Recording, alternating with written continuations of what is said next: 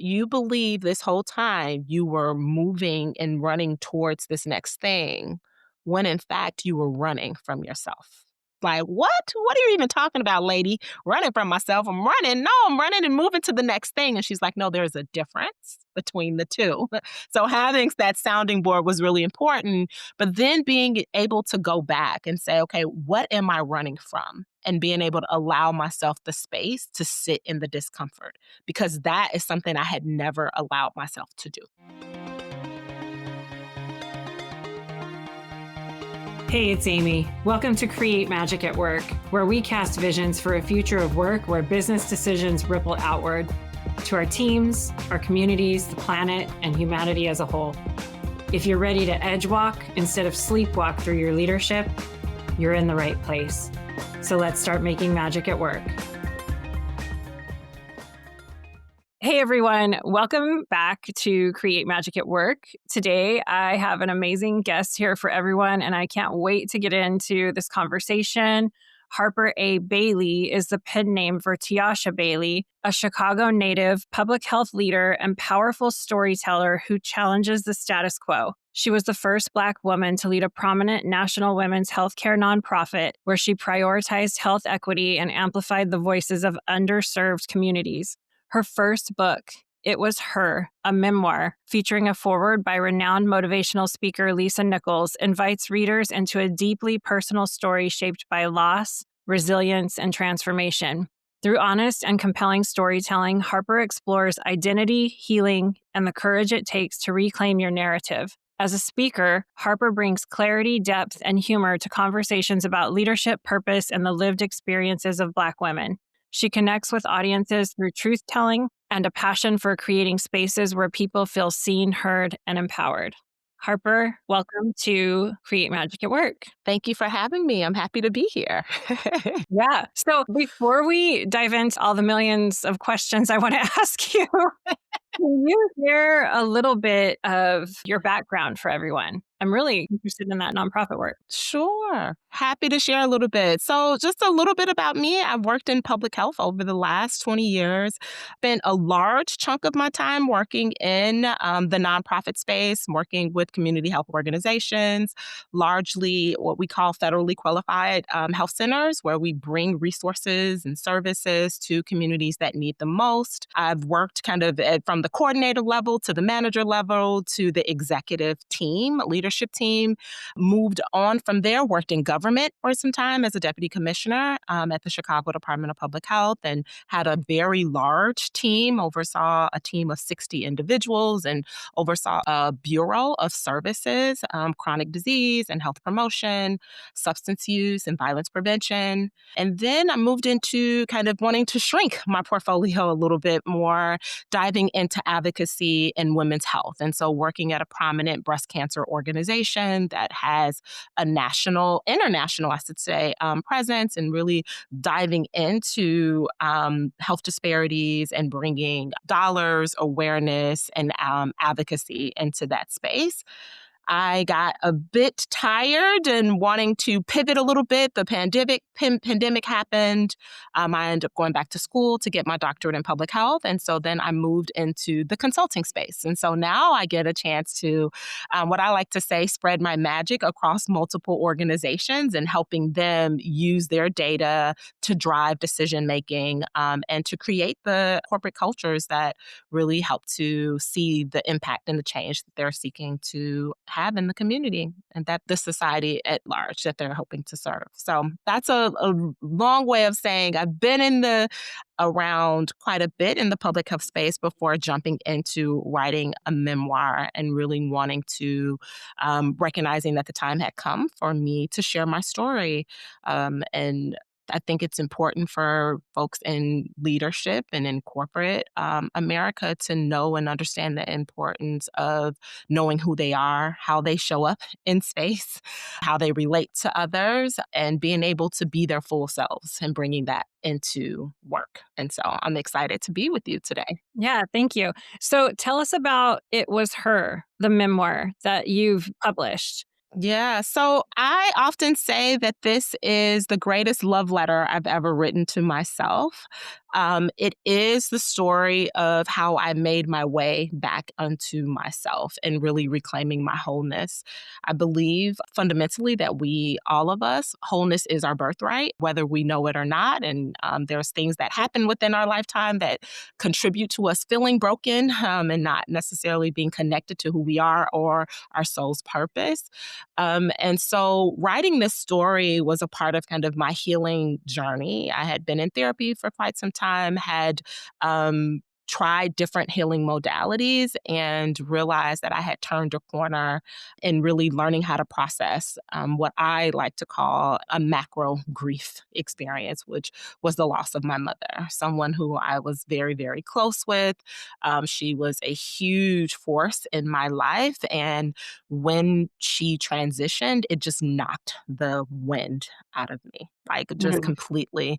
And it sent me on this trajectory to make my way back to myself. And once I started, and I really was thinking that, oh, okay, the story would be about how I learned how to process my mom and that transition. But I realized that through the writing and through my journey overall, that before my mother had transitioned, I had experienced other griefs that I had not processed that I think is worthy of talking about and trying to share with others some of the things that I feel like are some tools and practices that worked for me, because we all will experience grief in our lifetime. And no one knows how to do it. And so the more resources and tools that we have out there and we share and we talk about it and share our stories, I think the better we become more connected with ourselves and others and become stronger. Yeah, thank you for sharing that story about the loss of your mother. That's very emotional and powerful. And so, this macro grief that you're defining it as, Mhm. are you saying that writing the book sort of helped process that? Was that one of the tools, I guess you would say? Yes, I would say it was one of the tools. Before I started writing the book, though, I had underwent ver multiple kind of therapy sessions, worked with multiple therapists, tried other healing modalities. I definitely would not say that I was in a space to write while I was undergoing kind of treatment in that Mm, way. I mhm, needed some time and some space and some perspective mhm. before writing. Before I started writing, I had what I like to say turned a corner a little bit where I felt like the heaviness of my mother's transition wasn't there. I started to experience joy, and that was really like sustainable and didn't necessarily come from other people and things, but more from kind of the inside out. And I thought, you know what? Maybe my story could serve as a example of hope and resilience for others in making their way back into themselves. Yeah, you know what's coming up for me right now is when we think about high performing leaders, high performing women in the workplace, a lot of them might be quietly grieving, but they're still showing up and getting things done. Yes. What are your thoughts on that? That first of all, that resonates with me, and that's a part of my own story. Because I did not know how to process my mom's transition, I legit probably took off like 2 weeks and even felt guilty taking off 2 weeks because here I am in this leadership role, responsible for a health clinic, had all of these meetings, wanting to be there and show up for the team. And it was just like, okay, I know I needed some time, so let me take 2 weeks and then I'll just get back into it. And I came back to work full throttle. And really, what happened was I just tapped back into work and pushing because I was used to pushing myself. I'm used to having a heavy load. I'm not only just a corporate leader, but I'm a wife, I'm a mom, I'm a friend, I'm a sister. Like, I'm used to carrying multiple loads and wearing multiple hats. And so I just kept doing what was in front of me. Also, I believe I would, part of what my mom and elders before me, how they managed grief, it was to, hey, this is a thing that happens to us all. You fall, you scrape your knees, you get back up, dust yourself off, and you keep going. And that time will heal all. Mhm. And so that's what I was using as kind of my measuring stick of, okay, time will heal, time will heal. But Mhm. I realized I wasn't getting better. And my thirst for harder, more nuanced roles and work increased. So it was like, okay, now I'm ready to move on. I knew I wanted a bigger job. I ended up leaving the health center without even having another job, still feeling the ache and the pain, but it's like, just let's keep going, keep going, keep going. And then taking on this high power role at the health department. So now I moved from nonprofit into government. And anyone who's worked in government, from coming from nonprofit, you are like a fish out of water. And it was just like my life got increasingly harder.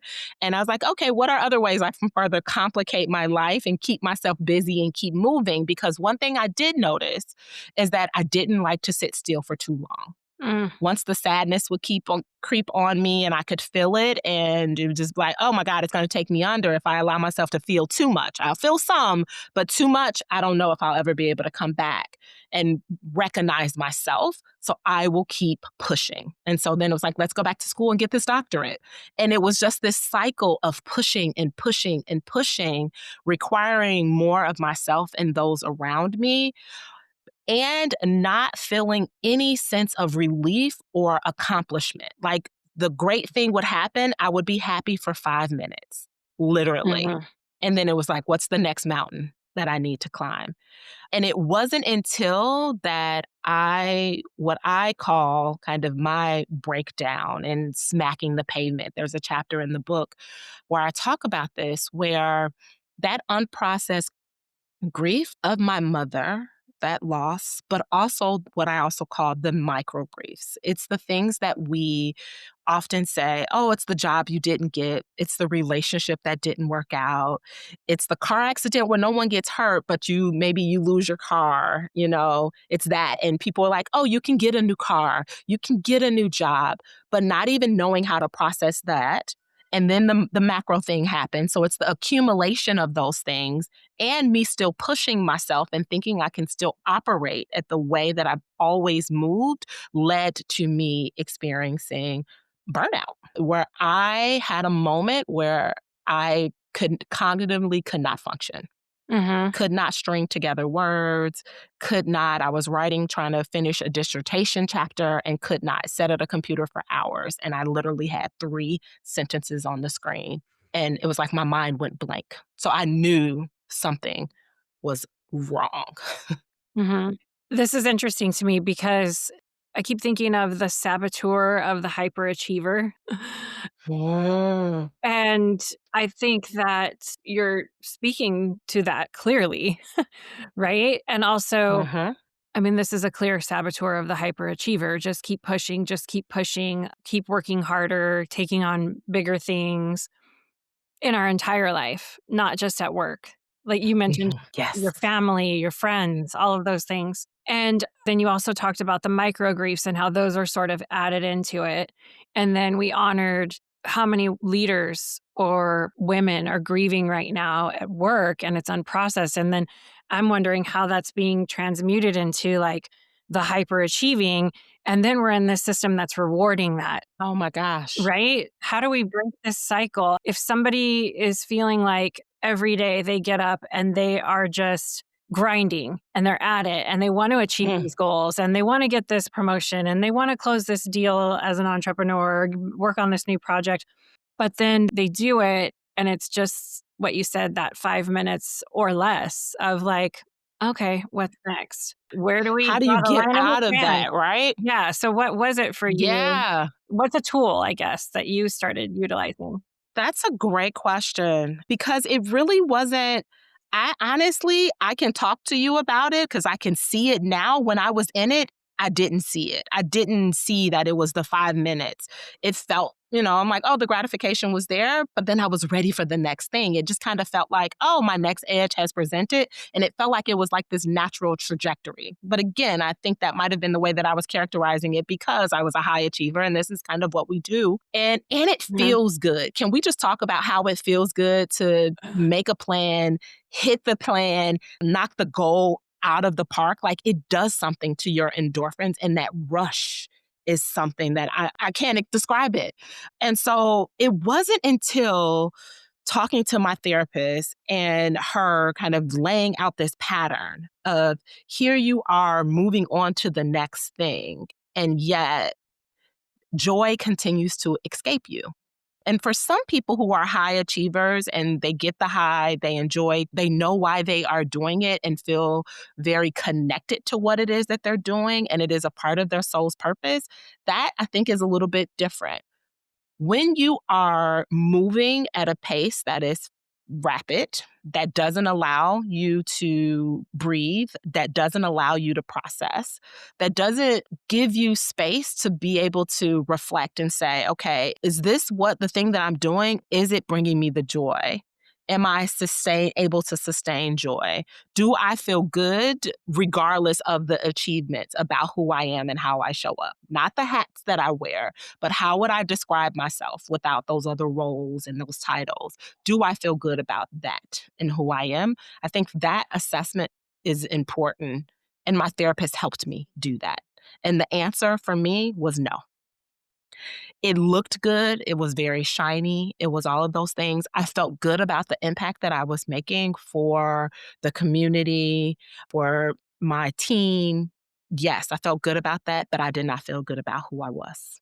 Mhm. And that was a hard realization where she was able to so articulately say to me, you believe this whole time you were moving and running towards this next thing when in fact you were running from yourself. Mm. So how do we right, exactly. It's like, "What? What are you even talking about, lady? Running from myself? I'm running. No, I'm running and moving to the next thing." And she's like, "No, there's a difference between the two." So having that sounding board was really important, but then being able to go back and say, "Okay, what am I running from?" And being able to allow myself the space to sit in the discomfort, because that is something I had never allowed myself to do. Things that felt yucky, made me sad, made me feel grief or shame or anger. I don't want to be in that. I want to feel good. I want to be happy. I want the joy, all the things that we believe that life is supposed to be about. I want to just feel those things. And really, life is about all the things. It's the spectrum, it's the ups, the downs, it's Yeah. the in betweens. And it's like, how do you get to a place where you can truly accept it all? Right. And respect the duality of the peaks Mhm. and the valleys and doing the work. And so therapy was huge for me. Having individual counseling, also trying other healing modalities. I started seeing a Reiki healer, so someone who is in tune with Eastern types of medicine and the energy circles within your body, and teaching and you learning more about what that is, even, and getting curious about who I am in all parts of me was another part of my journey that helped to unlock some things into who I am and then who I want it to be. And then really aligning myself with who it is that I want it to be, and really showing up as her every single day and feeling good about it. Did you know Create Magic at Work is more than a podcast? We're an executive coaching team that helps leaders and companies move from reactivity to wisdom, strengthen communication, and build the kind of relational leadership where people see themselves in the vision and choose to contribute their energy to it. One of our clients recently shared, "The person and leader I am now would not exist without this coaching. It changed the trajectory of my career." If you or your company is ready to bring in executive coaching support, you'll find the link to connect with us in the show notes. I'm wondering, like, once you've experienced this moment where you're doing the exploration, you had your breakthrough, you're like, "Ooh, I was running Mhm. from myself. I need to sit with myself, and I'm a human being, and I'm meant to experience Mhm. the whole gamut of emotions here. And let me process some of this." How do you keep from diving into this state of constantly feeling like you have to grow? Or because you talked about being whole, Mm. like, I'm a whole person, right? Yes. We are Yes. imperfectly perfect. Mhm.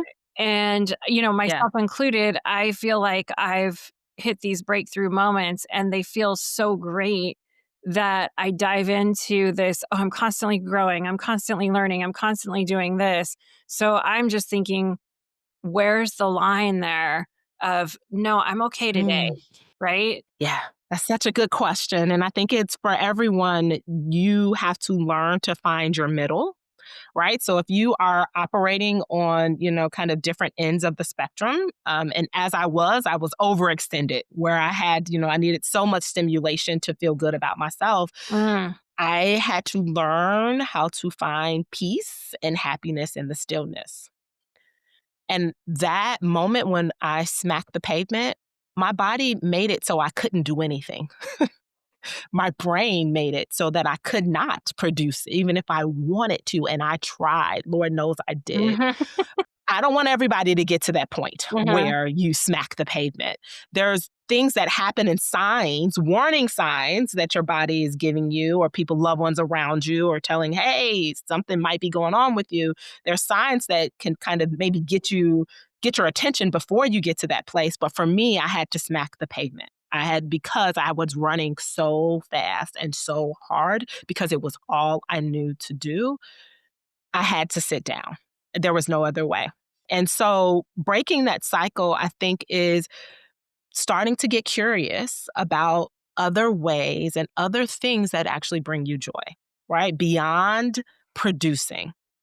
For me, I learned I had always been a writer. I had my first diary at the age of 9, so I've been journaling my whole life. I go in and out of journaling, and it was like, oh, this actually feels good. It's a different type of production, but it's that exploration about me. So getting curious, what types of things do you like to do? I love to create things with my hands, so I started taking up crocheting and doing that. So I think it's this idea of reframing how we see our productivity, right? And Mhm. this need to grow and change and impact and all of that. It happens. A lot of it happens behind the scenes too. It's the small steps that we don't even see that are still wins. That's still impact. That's still growth. That's still change. It just changes you and how you see yourself and how you relate to yourself. So, really digging in and getting curious and trying new things, or picking up old hobbies that used to bring you joy and see if there's a Mhm. spark. And if there's a spark, pick it up even more, and keep doing those things routinely. And I think it'll kind of expand you, and break you open so that there's more balance. So now when I think about my plate for the day, there is time with self every single day. Whether it's moment in the morning where I'm waking up a little bit earlier so that I can meditate and just be with myself and my thoughts, or even journal, or maybe it's time where I'm able to work out. So I like to do yoga. I like to cycle. And those were things that I completely had shut out. Like I never Mhm. even thought there were even things that I would even be interested in. I had never even had a gym membership before. So it's like I'm asking people to get curious about themselves, and how expansive that we can be as individuals above and beyond just how we have traditionally produced. Yeah.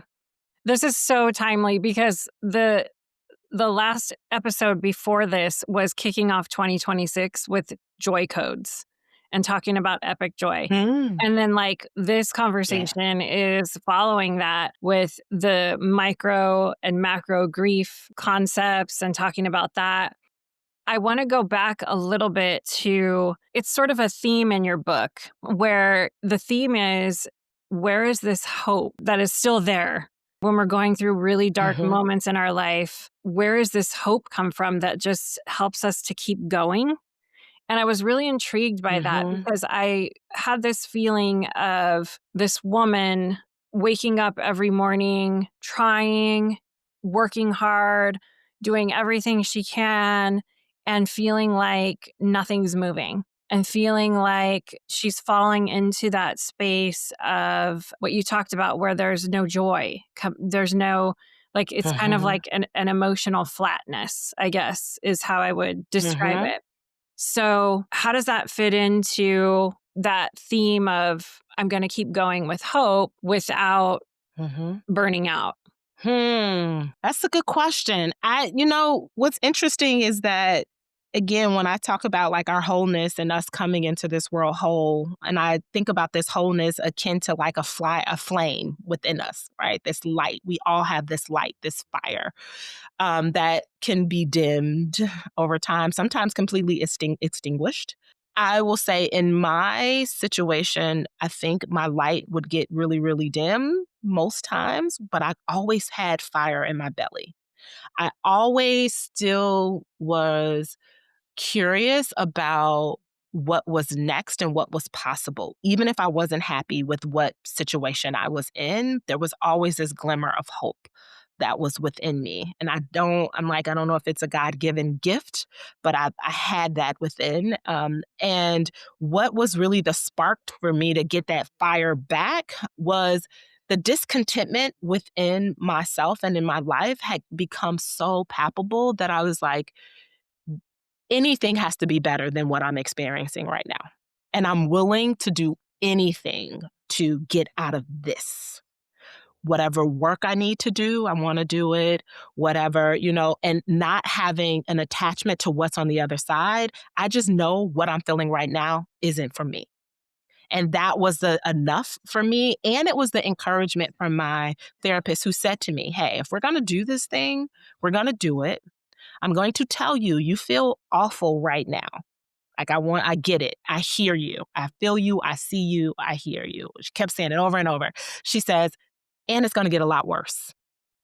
And I was like, wait Ew. a minute, hold on now. I didn't come here to get worse, lady. You're supposed to come here and fix it. And she said, nope, because we're going to have to dig. We got to do some work together.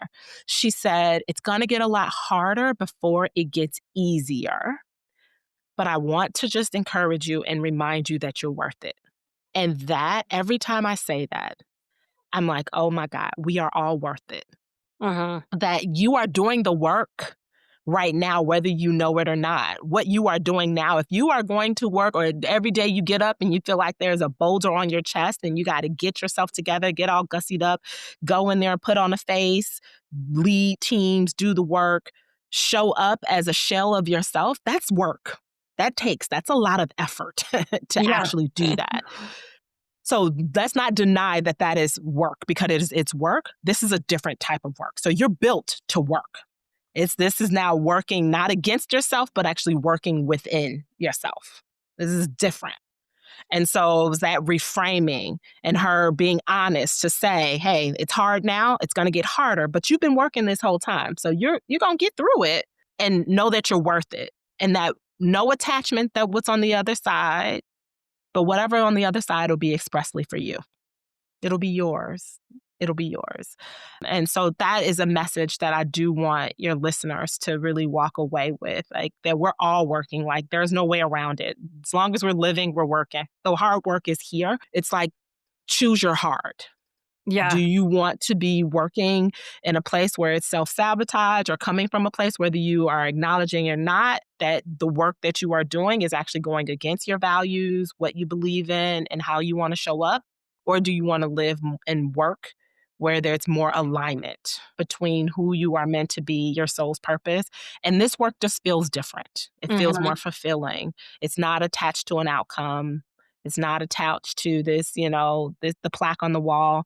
The funny part about it is like, there's so much ease here. I'm like, I didn't even think that you could still have ease and actually enjoy yourself in life. It actually exists, and I feel good about it. And I want people to know that that is possible for them as well. That's amazing. Yeah, thank you for sharing all of that. One of my favorite poems is from Rupi Kaur. It's called Productivity Anxiety. So I just want to share a passage from it because we've been talking about this theme and it was coming up. It says, capitalism got inside my head and made me think I'm of worth as long as I'm working. I learned impatience from it. I learned self-doubt from it. I learned to plant seeds in the ground and expect flowers to grow the next day. But magic doesn't work like that. Magic doesn't happen because I figured out how to pack more work in a day. Magic moves by the laws of nature, and nature has its own clock. And magic happens when we play, when we escape, when we daydream and imagine. And that's where everything with the power to actually fulfill us is waiting on its knees for us. Mm, I love that. Oh my God. Yeah.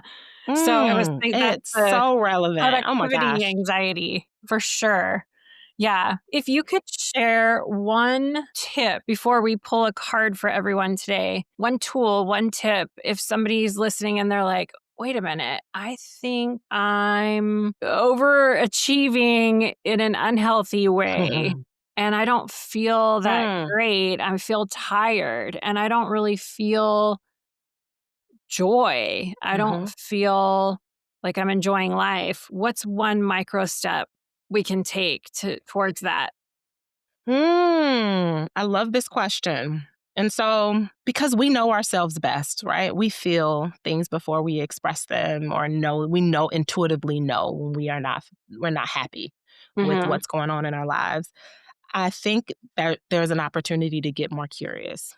And so I would say if you are saying, hey, there might be something here more for me, get excited. Take out a piece of paper and a pen, or, if you are, I'm a journaler, so I like to write physically, or like to speak into your phone or something. Take a moment and ask yourself, if I could curate kind of my ideal day or ideal job or how I spend my time, what would that look like?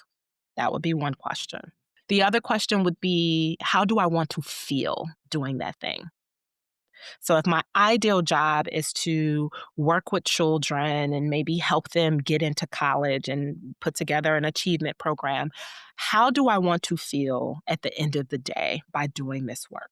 So, really tuning in to you and that feeling and allowing yourself to get excited about it.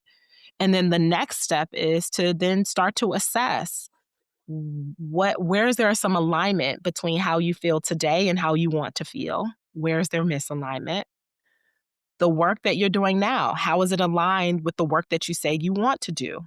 Is it aligned or is it misaligned? And then kind of sit with that for some time. Like give yourself a moment to really reflect on what does that mean for you before jumping into a plan. Because I think oftentimes when we see that there's misalignment, we're like, oh man, we got to change everything. Got to throw this out. I got to quit the job. Got to do this. And I'm not saying that. I'm saying get curious spend a moment to just reflect and be excited about what your future will look like and can look like because it's up to you. Yeah. And you can change any part of what is going on right now. The power is within you Mm. to bring that change to you. Yes, I love that. And that micro step could be that seed that's planted that where the flowers might not grow the next Mhm. day, but they'll grow Right. and then the magic will come from that. So good. So good. Absolutely. Yeah, and you can plant as many seeds as you need to plant. And my dear friend of mine often says, like, be mindful. We are here to plant the seeds, but know that we don't own the water, we don't own the soil, we don't own the sunlight. Again, getting this, making sure that we understand the importance of detachment of outcomes, right? And for a Mhm. person who's a high producer, you're like, what? What does that even mean? But it is that reframing and retraining our brain around what do we mean when it comes to the outcome. And really, the outcome and that change that we're seeking is a change within ourselves. Yep. This or something better, right? Yes. Leaving room for the Yes. unimaginable to appear. Because who are we to know Mm-hmm. what is best for us? Yep. Okay, so this conversation has Right. been so deep and so amazing. I'm going to use our Edgewalker card deck. The Edgewalker is the change maker and the bridge builder of the world. They look to the future with creative, positive visualization, and all the coaches at Create Magic at Work are Edgewalker facilitators as well. That's one of the instruments and tools we use. So this deck goes through the 5 skills and 5 qualities of an Edgewalker. And so I'm going to pick a card for everyone listening from the new Edgewalker deck. It's so amazing. And I'm going to ask you to pick 1, 2, or 3. 3. Awesome. We got passion. Ooh. So, passion is an intense focus on your purpose or the use of your gifts in a way that adds value to your life and the world. That's like exactly what you were just talking about. Um, Look at when you talk about alignment, here we are. Right, Let's do it. right. The message for everybody listening is, so you can repeat this to yourself. I have a strong and clear focus on my purpose in life, and I am committed to a higher good. So perhaps the micro steps that you shared, where we start reflecting and things like that, will help lead us towards this. I have a strong and clear focus on my purpose in life, and I am committed to a higher good. Yes. Maybe that's our Oh, that was intention great. for everyone for 2026, Mm-hmm. for that to form and start Yes. coming into reality. So thank you so much. If people want to connect with you, get your book, of course, we're going to have all the links to that in the show notes. But if people want to connect with Yes. you and learn more about your work, how can they do that?